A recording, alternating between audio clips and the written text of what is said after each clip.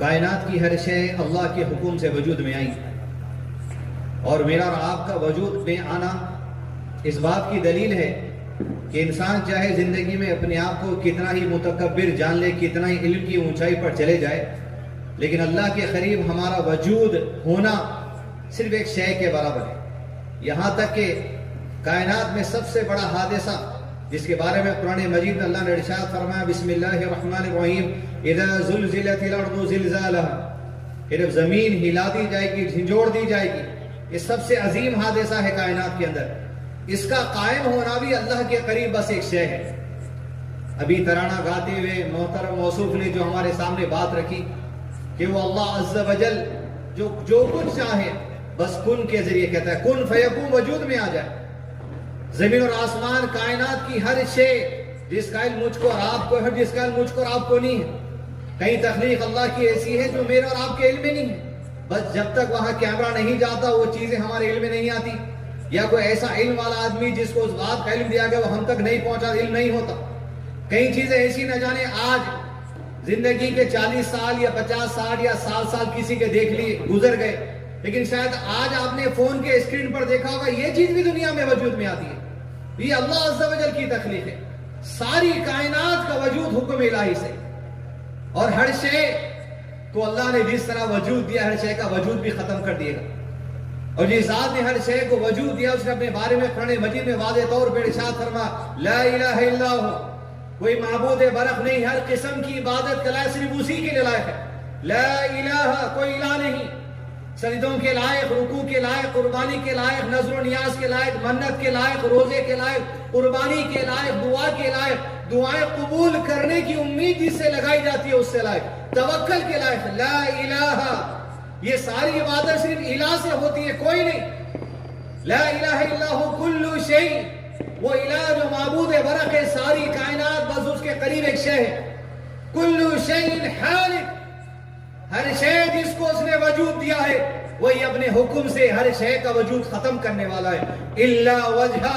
جو وجود دیتا ہے، جو وجود ختم کرتا ہے، اس کا وجود ہمیشہ رہنے والا ہے۔ انت الاول فلیس قبلک شیء، وہ ہمیشہ سے ہے، اس سے پہلے کوئی نہیں، وہ ہمیشہ رہنے والا ہے۔ الحی، جو ہمیشہ سے زندہ ہے، جو ہمیشہ زندہ رہنے والا ہے۔ القیوم، جو ساری کائنات کو ہمیشہ قائم رکھا ہوا ہے۔ الصمد، وہ ذات ساری کائنات کو، ہر شے کو چلانے کے لیے، ہر شے کو زندگی دینے کے لیے، ہر شے کو موت دینے کے لیے، ہر شے کے نظام کو چلانے کے لیے، اس اللہ کو کائنات میں سے کسی شے کی مدد کی ضرورت نہیں ہے۔ الصمد یعنی وہ ذات ساری کائنات کو جس ذات کی ضرورت ہے، ساری کائنات کی ہر شے جس ذات کی محتاج ہے، وہ الصمد اللہ عز و جل۔ عزیز دوستوں، وہی الحی القیوم الصمد نے مجھ کو اور آپ کو دنیا میں زندگی دے کر بھیجا، اور اس زندگی میں عظیم نعمت جو میرے اور آپ کے لیے ہے وہ ایمان ہے، جس ایمان سے اللہ تعالیٰ نے مجھ کو اور آپ کو سرفراز کیا۔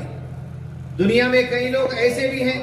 جو اللہ کی تخلیق کے سامنے اپنے سروں کو جھکا دیتے ہیں۔ دنیا میں کئی لوگ ایسے ہیں جو اللہ کی تخلیق کے آگے اپنے ہاتھوں کو پھیلا دیتے ہیں، لیکن اللہ نے مجھ کو اور آپ کو وہ توفیق دی کہ یہ ہاتھ اگر اٹھتا ہے تو اسی رب کے سامنے، یہ سر اگر جھکتا ہے تو اسی رب کے سامنے۔ یہ جو نعمت مجھ کو اور آپ کو دی گئی،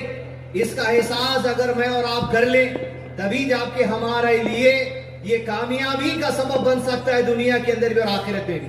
لیکن جس مسلمان کو اللہ کی اس ایمان کی دی ہوئی عظیم نعمت کی قدر نہیں،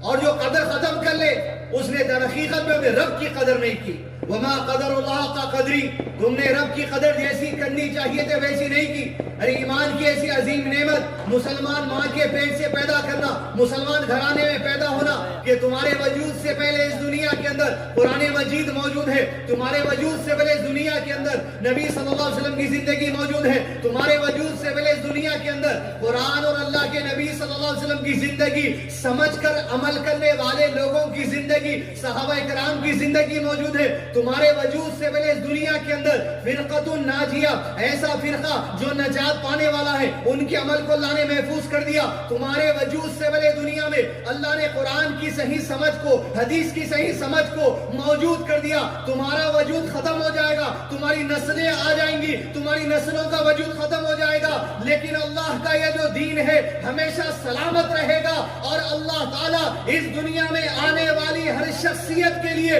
اللہ کے دین پر عمل کرنے کے لیے قیامت تک جن تعلیمات کی ضرورت ہے، اِنَّا نَحْنُ نَزَّلْنَا الذِّكْرَ وَإِنَّا لَهُ لَحَافِظُونَ، اللہ نے اس دین کو نازل کیا ہے، اللہ ہی ہے جو قیامت تک ہر شخص کے لیے اس دین کی حفاظت کرتا رہے گا۔ تمہارے سامنے ہمیشہ دین تر و تازہ رہے گا۔ اب بات یہ ہے، غرض یہ ہے، تم اس دین کو سلامتی کے ساتھ اپنی زندگی میں لینا چاہتے ہو یا منہ پھیر لینا چاہتے ہو، تو اللہ نے قرآن مجید میں سورہ نساء کے اندر ارشاد فرما کہ جس کا ترجمہ اس طرح ہے کہ تم جو رسول کے طریقے غیر سبیل المومنین، اور رسول نے جن مومنوں کو تیار کیا دنیا کے اندر، صحابہ کرام کی جماعت کو تیار کیا، حقیقی اہل السنہ والجماعت کو تیار کیا، سلف صالحین کی جماعت کو تیار کیا، وہ واحد صحابہ کرام کی جماعت ہے جو اس امت کے مومنوں کی سب سے پہلی صف ہے، جو اس امت کے مسلمانوں کی سب سے پہلی صف ہے، جو ان کے طریقے، ان کے عقیدے، ان کی عبادت، ان کے معاملات، ان کا اصول علم،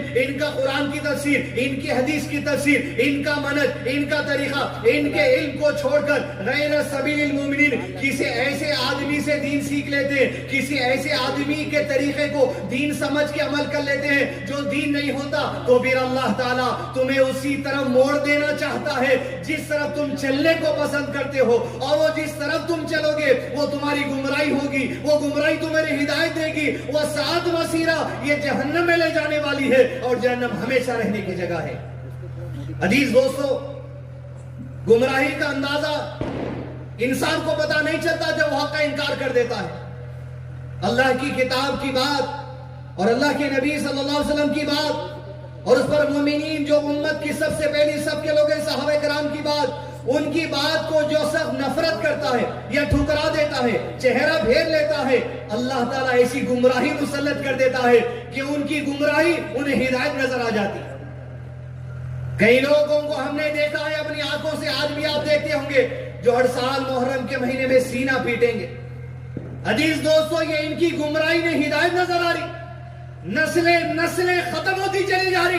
لیکن سینے سے ہاتھ نہیں ہٹ رہا، اور وہ گمراہی کو اللہ ہدایت کر دیا، اس لیے کہ اللہ کا طریقہ، اس کے نبی کا طریقہ صلی اللہ علیہ وسلم، اور مومنین جو سب سے پہلے حقیقی جماعت صحابہ کرام کیے، ان کے طریقے سے جس نے منہ پھوڑ لیا غیر سبیل المومنین، تو پھر اللہ تعالیٰ ان کے چہرے کو جہنم کی طرف موڑ دیتا ہے، حتیٰ کہ وہ گمراہی ہدایت نظر آتی ہے۔ آج ہماری زندگی میں